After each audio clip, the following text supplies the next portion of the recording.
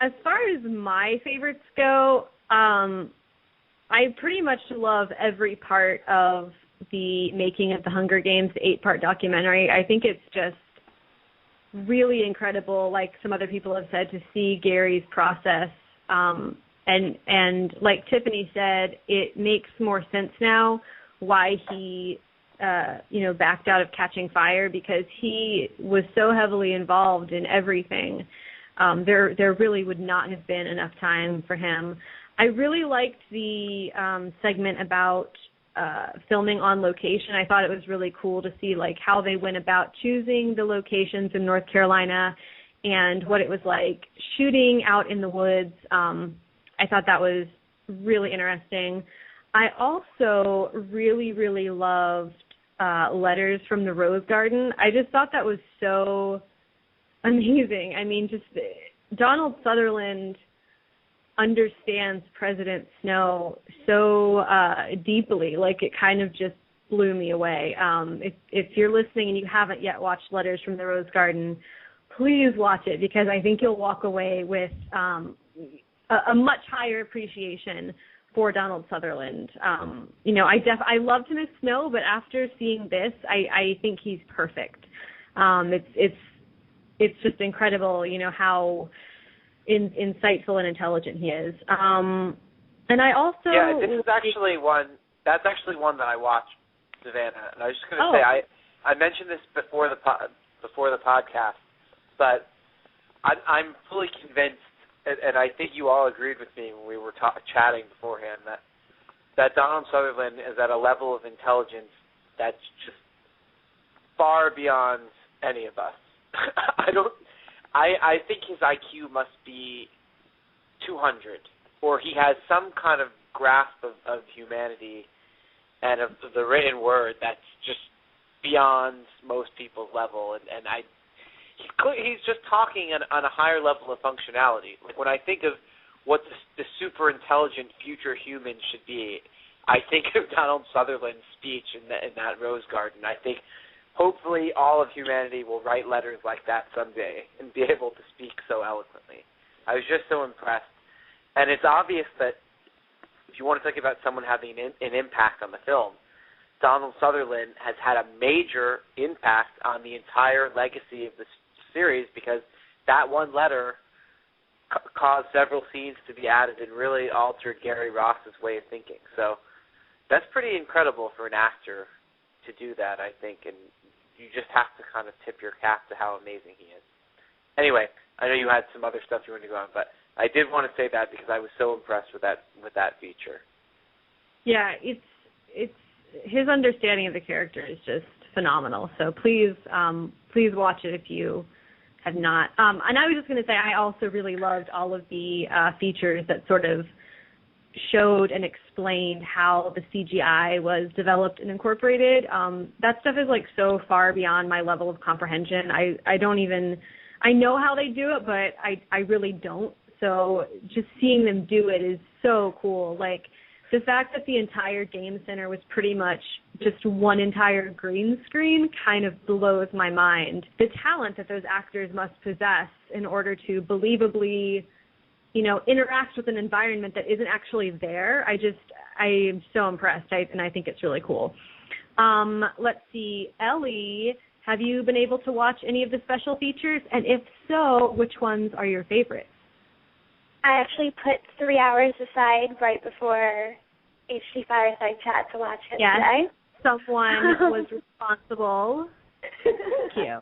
No, and you know what? Ellie deserves even more credit than you think, because she was in New York to meet Amanda and then had to go drive all the way back to D.C. in the midst of all of this with traffic. And I stopped home in South Jersey for my parents' anniversary on the way. That's right, on the way. So you deserve a lot of credit. So well done. 7-hour drive on Friday. That was awful. But yeah, you actually stole my exact answer, Savanna. I was going to go through the 3 things that you did, exactly in that order and everything. But yeah, I loved everything Gary Ross had to say. I think as I was watching it, I was talking to people online, And at one point, I just stopped, and I'm just like, I love Gary Ross. Like, that's all.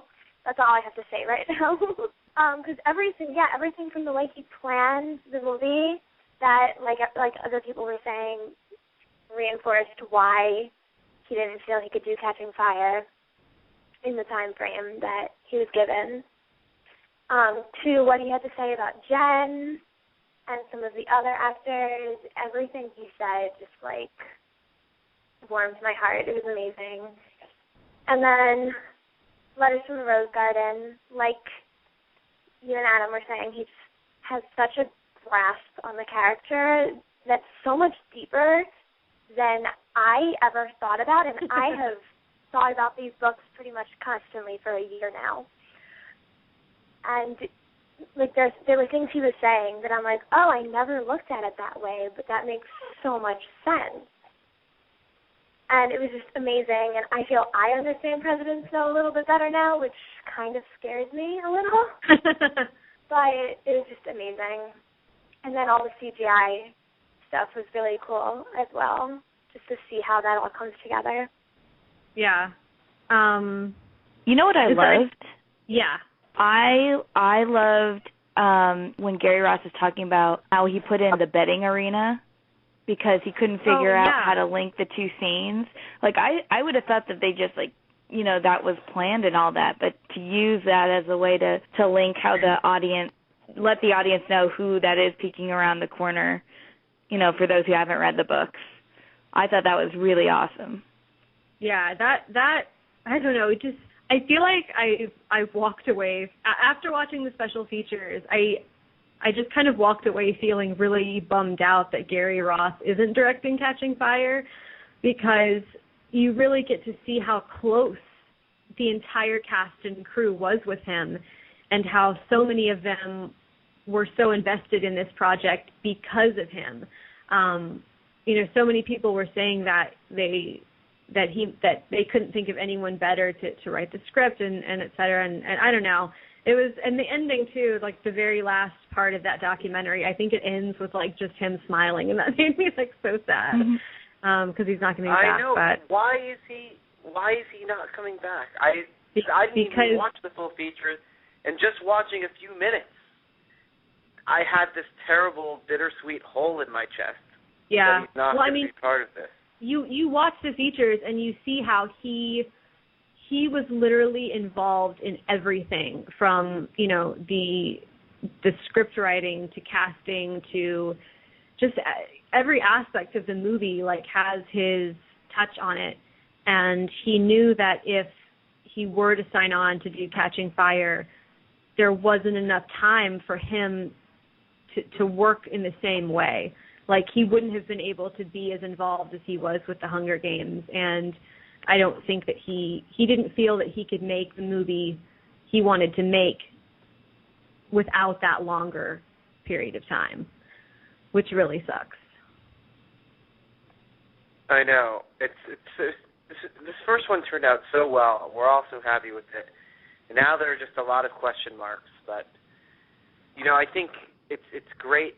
And actually, I do want to say something about special features in general, but before we do that, I want to make sure Cass gets a chance to share her viewpoints. I know, Cassidy, you didn't get to watch that much, but of what you did watch, were there any impressions that you have that you'd like to talk about?